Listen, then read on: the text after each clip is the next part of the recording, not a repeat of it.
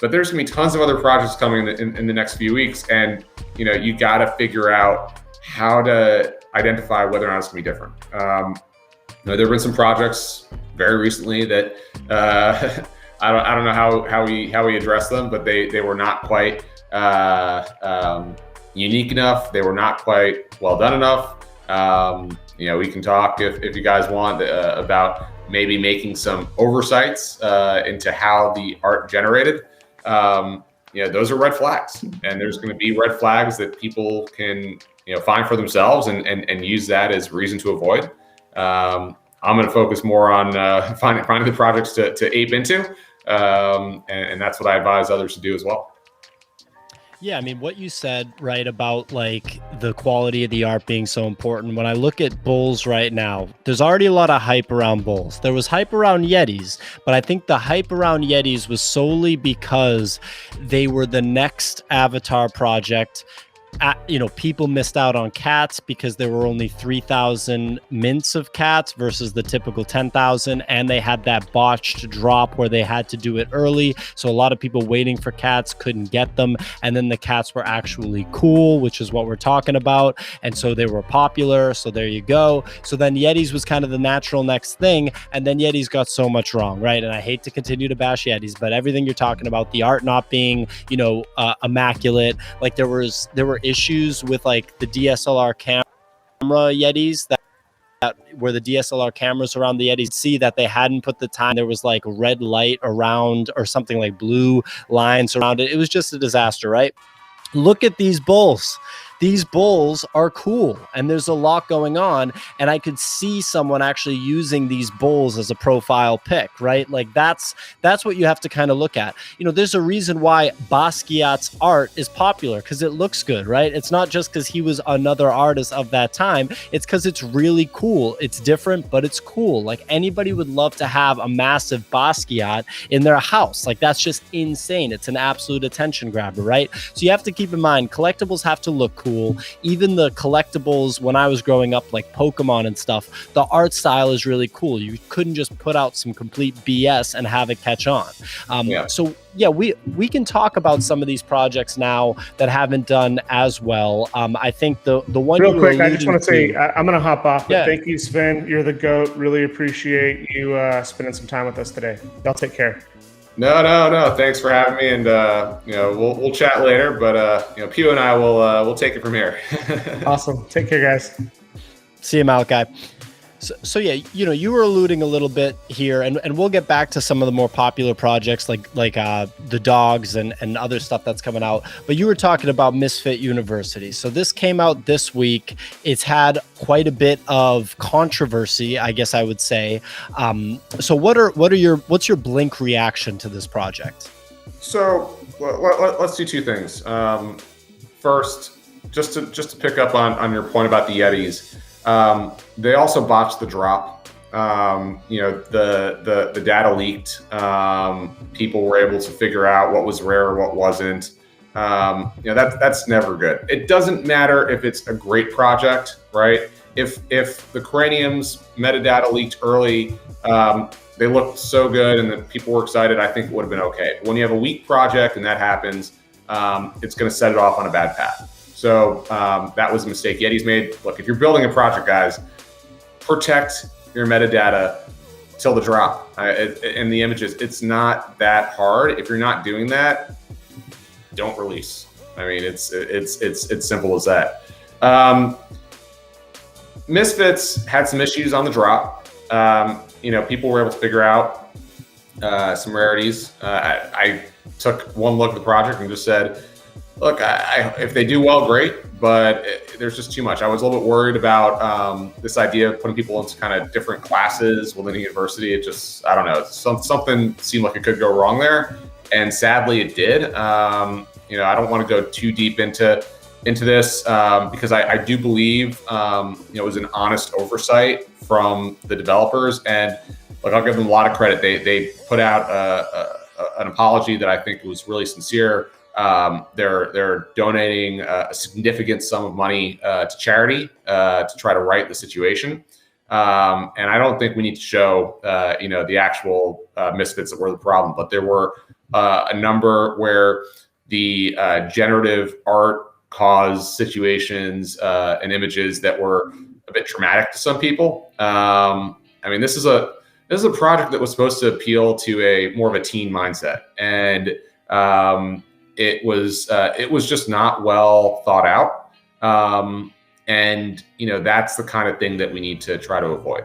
I think that sloppiness is going to get a lot of people in trouble. This project not only got them in trouble, but it puts the whole space at risk. And we all got to be ambassadors of the space, right? I mean, this is the type of headline that doesn't help anybody. But it also, on the bright side, it helps me separate the good from the bad.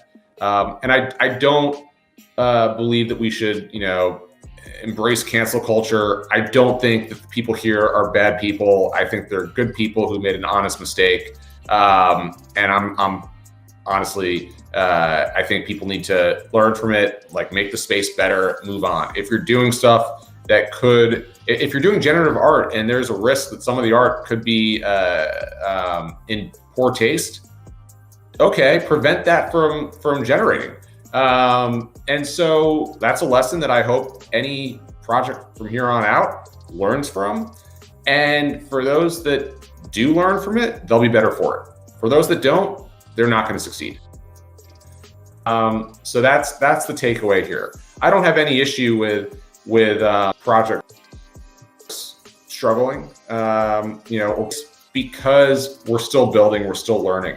And again, I think there's gonna be a lot more good than bad that is developed in the coming months. But this was unfortunately a blemish on the space, because we all got to do a little bit better. To be honest, when a project like this sells out, this project shouldn't have sold out. This project is a sign that there is a bit too much euphoria in pockets of the market. And once it's sold out, there were some, 3, 4, 7 ETH sales. I mean, I feel really bad for the people that spent that amount of ETH. I hope they can afford it, because there are going to be projects that go to zero, and people have to remember that this is a project that will likely go to zero. If they can salvage it, props to the team. I will not be participating in any way. And that's, again, not me saying that the team is, doing something with ill intent. It's just, there's too much to do. And I'm not going to participate in projects that are low effort. And you're low effort if you don't make the effort to avoid a situation like this. So, I'm not going to get everything right. But I can try to focus my efforts in the projects that get as much right as they can, and I'll learn along the way. I mean, I bought some Yetis. I'm not perfect. I did exit out even, so I'm okay. But I think it's a cautionary tale what happened with Misfits, and again, props to the team. I think they handled it as well as they could. I don't think they expected what was going to happen, and they'll learn from it, and they'll all be better for it. And I really hope that they regroup, and maybe this project doesn't succeed, but maybe they can build something else that will. And people need to look. Twitter can be a vicious place. I don't want to talk about some of the nonsense going on there. Everyone here has a responsibility to be an ambassador for the space, and so don't attack people for no reason. And don't encourage people who are just spitting out hot takes for engagement, because that's not productive. Like, I want to talk about, there are good ambassadors in the space. We can talk about, there's some very well-known figures now who have apes, who are getting into other projects, who are doing projects of their own. Some of them, okay, you can say it's cash grab and they do a project of their own. Others are really getting involved. I mean, LaMelo Ball, you can like his NFT project. You don't have to. I thought it was really cool. I got a couple myself, complimented my LaMelo Top Shot cards really well. And then LaMelo pops into the ape Discord and gets an ape. And then you see other basketball players getting apes. And that's super cool. Now you get, people from other industries who want in. If you think that is going to lead to, it's not going to lead to anything but more positive outcomes for the space. And that's great. So it's great to have people from outside NFTs coming in, embracing it. And it's great that people in NFTs become better and better ambassadors for the space. And I appreciate what you guys try to do in doing that. I try to do that. I know a lot of others try to do that, and block out the noise. For sure. And we'll get to like LaMelo Ball. We can touch upon that briefly after the dogs. Just circling back to the Misfits, I couldn't agree more with you that I don't think anything was done here with malicious intent. I think that would be like the weirdest move of all time, right? So I think it needs to be made clear. If anybody is not familiar with how one of these projects is built, they need to understand that it wouldn't be practical to literally carve out 10,000 unique pieces from scratch. So it's done with generative art. And we're actually posting an interview with someone that's been involved with generative art, Sophia Garcia of ArtX Code. Literally, we're posting that interview today. So if you want to hear more about generative art, you can check that out. But basically, these pieces are made with the assistance of software engineering so that they can be created with a certain number of traits that are mixed and matched. Some are rarer than others. And that's what allows a cohesive 10,000 piece collection to be made. So you have to keep in mind, a lot of work goes into that, and there are things you have to take into account. And when Sven was saying, a low effort project, this is what he meant is if you're going to have certain traits, you have to think about what these traits are going to look like when they start to interact with each other. And there were traits that interacted with each other in this project that were in very, very poor taste. We're not going to pull them up, but it is what it is, right?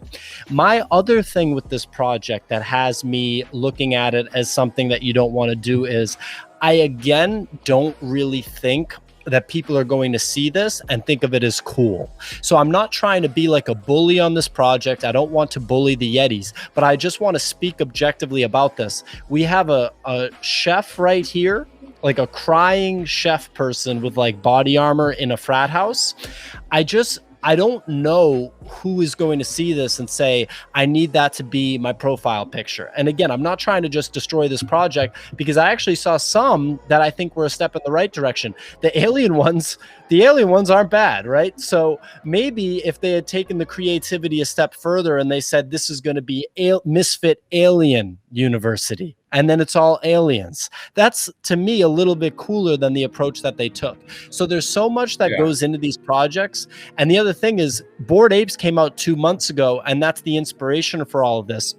Setting a project like this up and having it sell out in 2 months is it's a big time feat. And there's a lot of money on the line. Like Yeti's generated over $2 million for the creators, not even counting secondary sales. So there's a lot of money. There's a rush to get this stuff out, and things can get overlooked, and then you can get backlash. So that's what I think about when I think about this project. Yeah, you're exactly right.